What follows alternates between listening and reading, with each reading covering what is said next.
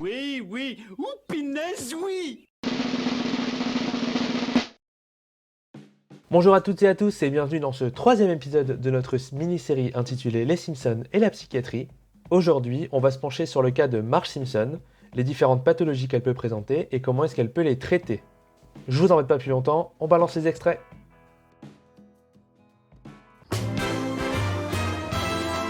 Ouh, chouette, une soirée casino. Ils vont enfin montrer aux gamins que c'est dangereux de doubler sa mise sur un 6. J'aurais pas dû venir. J'ai un problème avec les jeux de hasard. J'ai joué au dé avec Maggie et je lui ai jeté ma vodka au visage. Oh, Marge, faut pas voir les jetons, je parie que t'es guéri.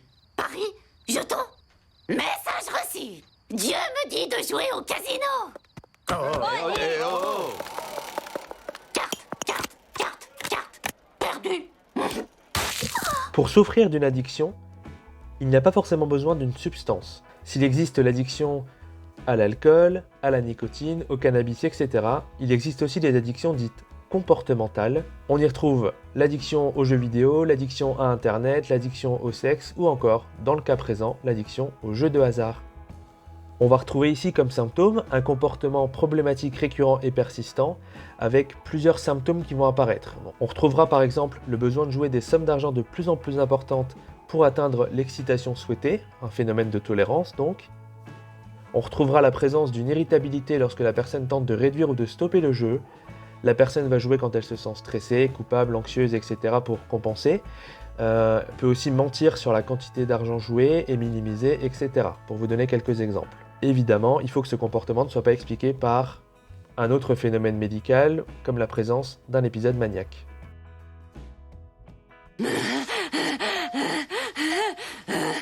Je crois que je vais sortir faire une photo de l'avion qui décolle, hein? Marge, qu'est-ce qui se passe? T'as faim? T'as sommeil? T'as des gaz? T'as des gaz, hein, c'est ça? T'as des gaz, hein? Oh merde, je ne te l'ai jamais dit, mais j'ai peur de l'avion. Je préférerais descendre. Je ne veux pas rester ici. On rentre ici dans le champ des phobies avec l'idée des phobies spécifiques, donc qui concernent un objet en particulier.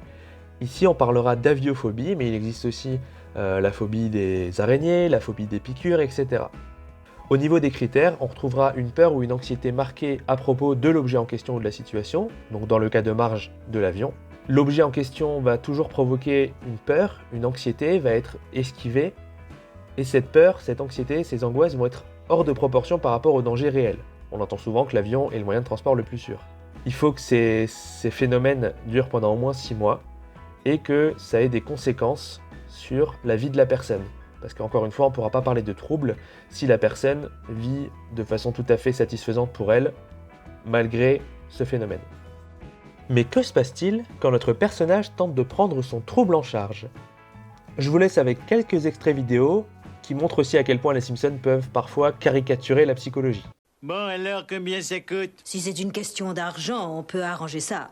Je peux descendre à $30 de l'heure. Continuez à descendre. $30, c'est très bien. Ouh, non. Qu'est-ce que vous avez comme qualification? Eh bien, Non, je suis pas ici pour faire un test de lecture. Moi, ce que je veux voir, c'est votre diplôme. Excusez-le, il craint que vous lui reprochiez d'être la cause de mes problèmes. je ne suis pas là pour reprocher quoi que ce soit. Marge, la thérapie peut s'avérer très éprouvante. Très bien. Nous allons fouiller loin dans votre subconscient et nous ne nous arrêterons pas avant d'avoir découvert les causes qui provoquent cette phobie de l'avion. Mais rassurez-vous, vous êtes ici dans un sanctuaire. Rien de ce que vous direz ne sortira de cette pièce. One eternity later. Eh bien, merci, docteur, vous m'avez changé la vie. Marge, nous avons seulement commencé à gratter la surface. Il reste le problème autrement plus grave de votre mari. Ça va comme ça, pas besoin d'en faire une superwoman. Si elle peut monter en avion, c'est déjà ça. C'est tout pour ce troisième épisode de notre mini-série Les Simpsons et la psychiatrie. On espère qu'il vous a plu. N'hésitez pas à vous abonner, à liker, à partager, à nous suivre sur les réseaux sociaux, etc. etc. Dans notre prochain épisode, on s'attardera sur le cas de Bart Simpson, avec le trouble déficit de l'attention et l'hyperactivité. D'ici là, restez chez vous, restez dino, et à bientôt. Salut!